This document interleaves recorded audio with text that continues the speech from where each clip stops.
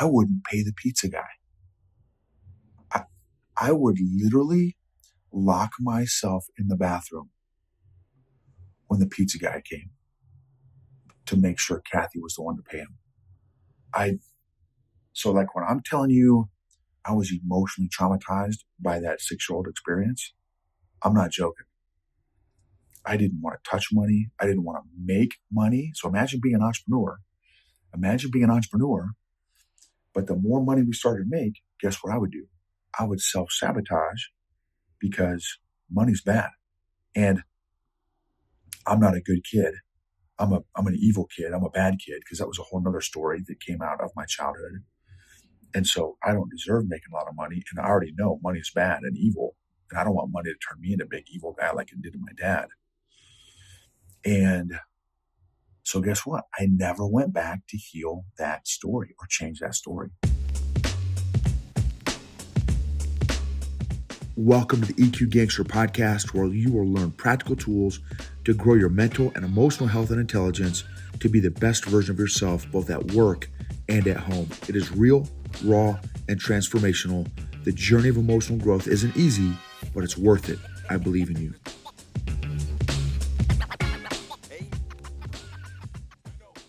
This episode is sponsored by Arrowhead Leadership Consulting.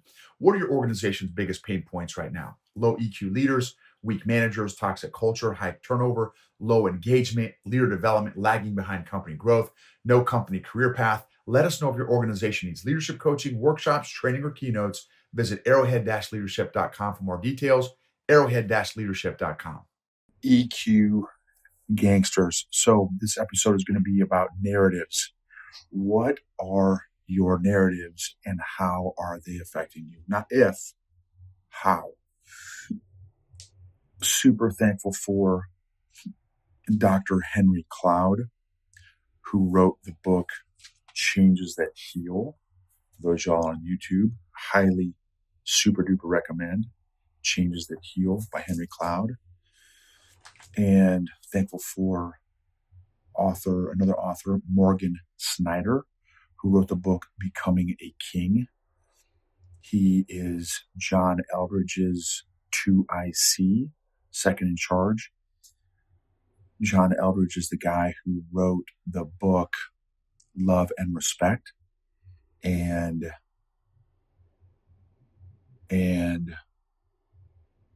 he wrote another book. He's written a lot of books, actually, John Eldredge. He's that's another amazing author. Oh, John Eldredge is an incredible author. And so Morgan Snyder wrote a book, Becoming a King. It's an excellent book. I'm thankful for journals. I've got a really cool journal that my family gave me. How cool is this journal? It's got like old school paper. So that's really cool. I'm thankful for Cholula hot sauce. I'm thankful for Tabasco hot sauce. I'm thankful for hard-boiled eggs. I am thankful for eyebrows, eyelashes, eyeballs. I'm thankful for the 5 senses.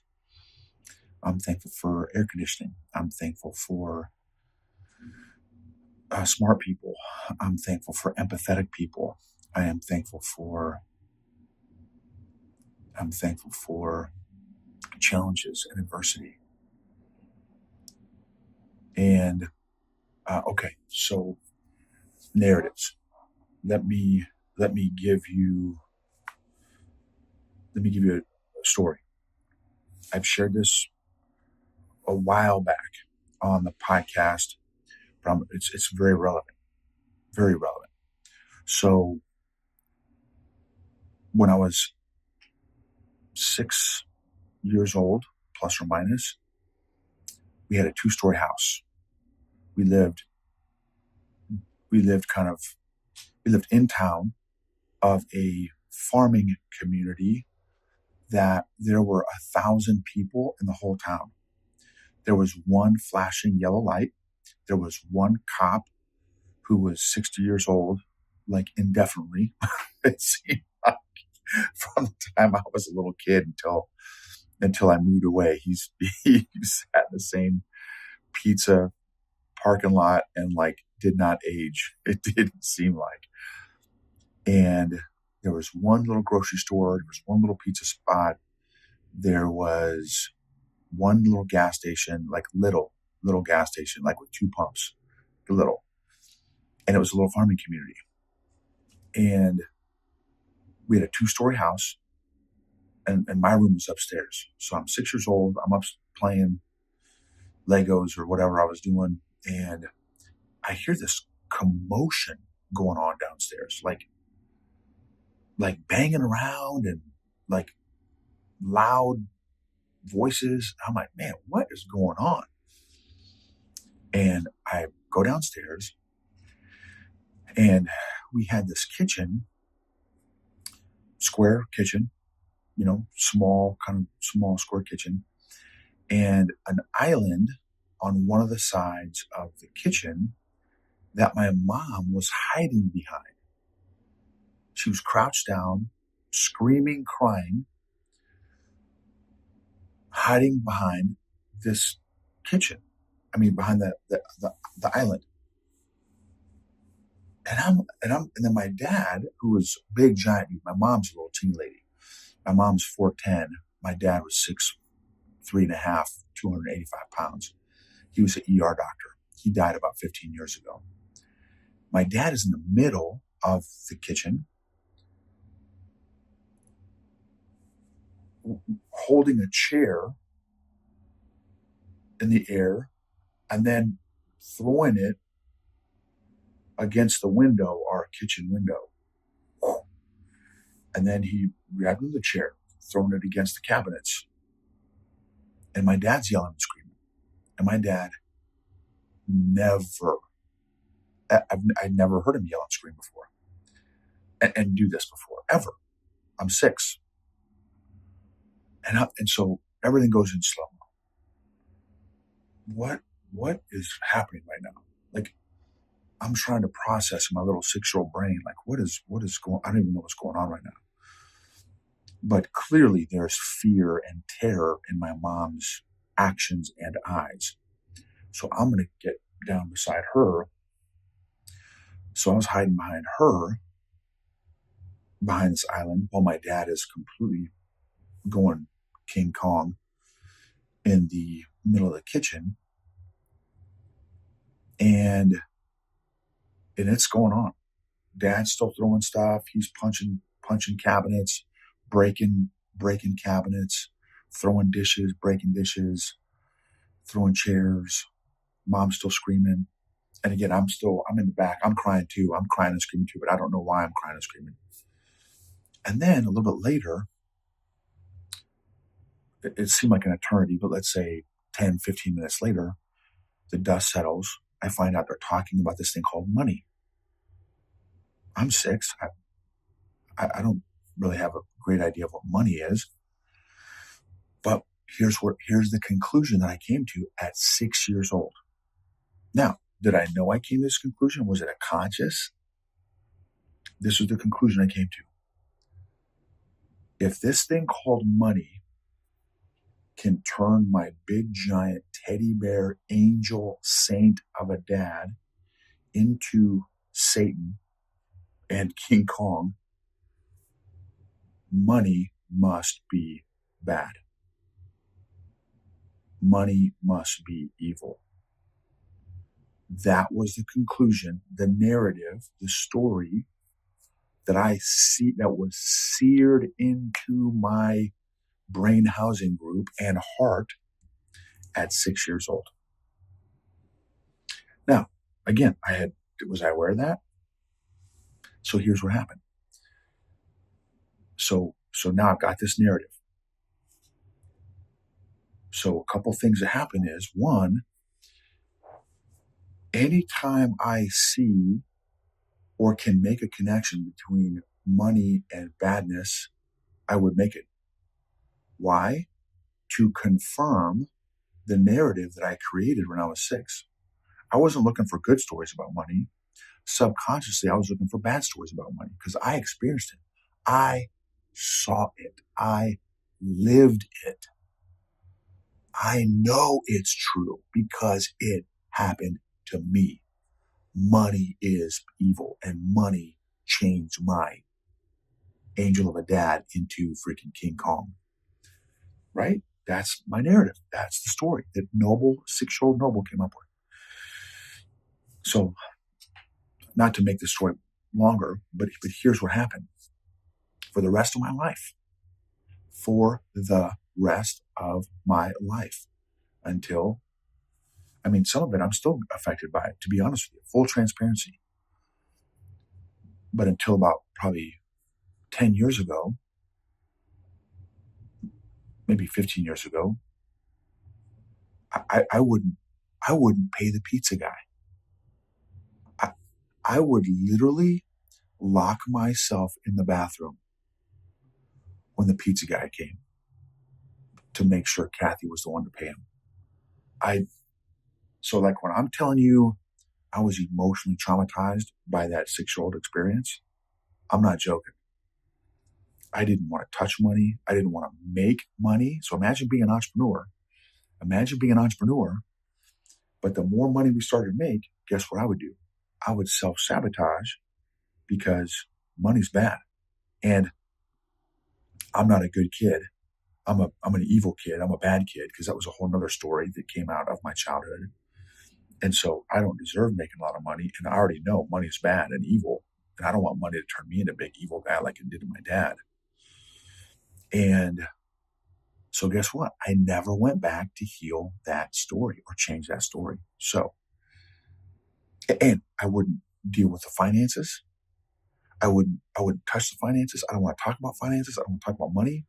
I just need to know that there's enough in the bank that I can get gas. That's all I care about. That's it. So when I say narratives, they can be life-changing in the negative, not just the positive.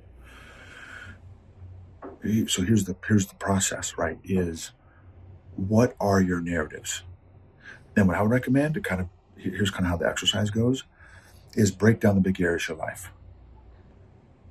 You can do personally and professionally. Personally, marriage, parenting, finances, faith, finances, fitness,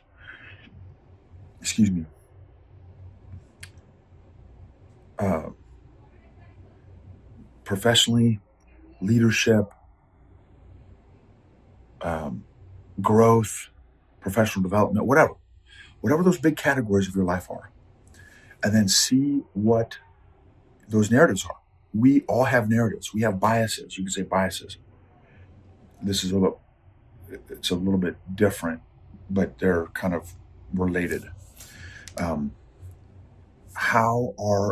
identify your narratives. Don't judge them. Identify them. How are they affecting you? How are they serving you? What narratives have you observed in your spouse, in your children? Where did your narratives come from? Identifying where they came from. So identifying them is step number 1.